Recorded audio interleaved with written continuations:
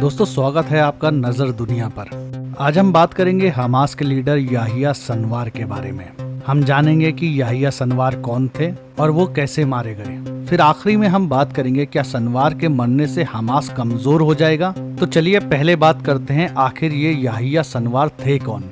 बीते साल 7 अक्टूबर को हमास ने जो इजराइल पे हमला किया था, उसके पीछे जो सबसे बड़ा नाम सामने आया था वो था याहिया सिनवार का। याहिया सिनवार हमास के एक पॉलिटिकल लीडर हैं जो गजा के लोगों के लिए हीरो और इजराइल के लिए मोस्ट वांटेड क्रिमिनल हैं। याहिया सिनवार का जन्म गजा पट्टी के दक्षिणी इलाके में 1962 में खान यूनुस के एक रिफ्यूजी कैंप में हुआ था।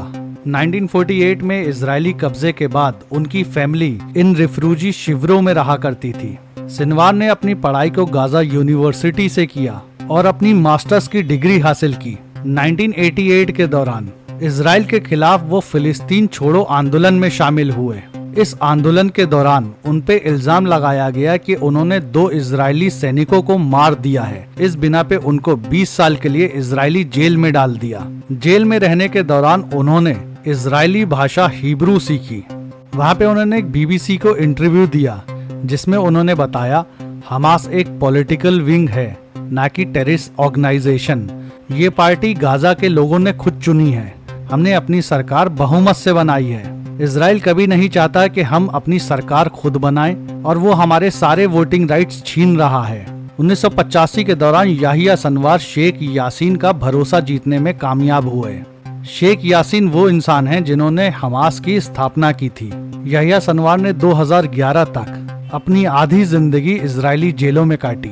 जब इजराइल ने याहिया सिनवार को पहली बार गिरफ्तार किया था तो उनकी उम्र महज 19 साल थी। 2011 में जब कैदियों के अदला बदली का समझौता हुआ तब याहिया सिनवार भी उसमें रिहा हो गए।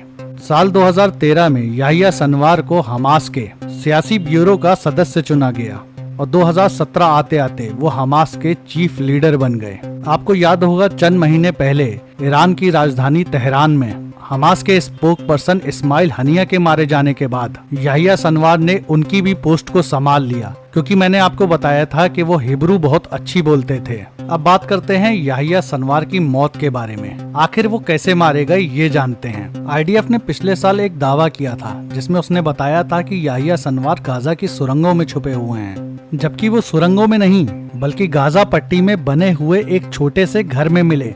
IDF ने खुद उसका एक वीडियो बना के जारी किया, जो मैं अभी थोड़ी देर में आपको दिखाने वाला हूँ। जब याहिया सिनवार की मौत हुई तब वो किसी गुफा में नहीं छुपे थे, बल्कि इजरायली सेना से आमने सामने की लड़ाई कर रहे थे। आप उनकी बॉडी पे ये हल्का सा आर्मर देख सकते हैं। इजरायली आर्मी IDF ने एक ड्रोन से वीडियो बनाया है जिसमें दिखाया गया है कि वो मरने से पहले एक सोफे पे बैठे हुए हैं आराम से और एक ड्रोन उनको कैप्चर कर रहा है। उसके बाद वो घायल हालत में कुछ डंडे जैसी चीज को उठाते हैं और इजरायली ड्रोन की ओर फेंक देते हैं। इसके बाद याहिया सिनवार को एक स्नाइपर द्वारा मार दिया जाता है। IDF हमेशा हमास के लड़ाकों के लिए ऐसा क्लेम करती है। वो हमेशा स्कूलों, हॉस्पिटल या फिर शिविरों में छुपते हैं। इसी वजह से जियोनी शान सैनिकों ने कई बार हॉस्पिटल, स्कूल और शिविर यानी रिफ्यूजी कैंप पे हमले किए और इस बहाने से इजराइल सेना ने हजारों लोगों को मौत के घाट उतार दिया, जिसमें औरतों और बच्चों की तादाद सबसे ज्यादा रहती है। ये वीडियो इजराइल में बने एक फिल्म सेट का है जिसको IDF ने क्लेम किया था कि उसने एक गुफा पे कब्जा करा जिसमें याहिया सिनवार थे। बाद में यहाँ रखी हुई चीजों से ये पता चला कि ये इजराइल में मिलने वाली चीजें हैं जिन पे हिब्रू भाषा में कुछ लिखा हुआ है और इस वीडियो को IDF की साइट से डिलीट कर दिया गया। अब बात करते हैं हमास की। क्या वाकई हमास याहिया सिनवार की मौत से कमजोर हो जाएगा? देखिए, इस्लामिक रेजिस्टेंस यानी प्रतिरोध जैसा चलता है वैसे ही चलता रहेगा।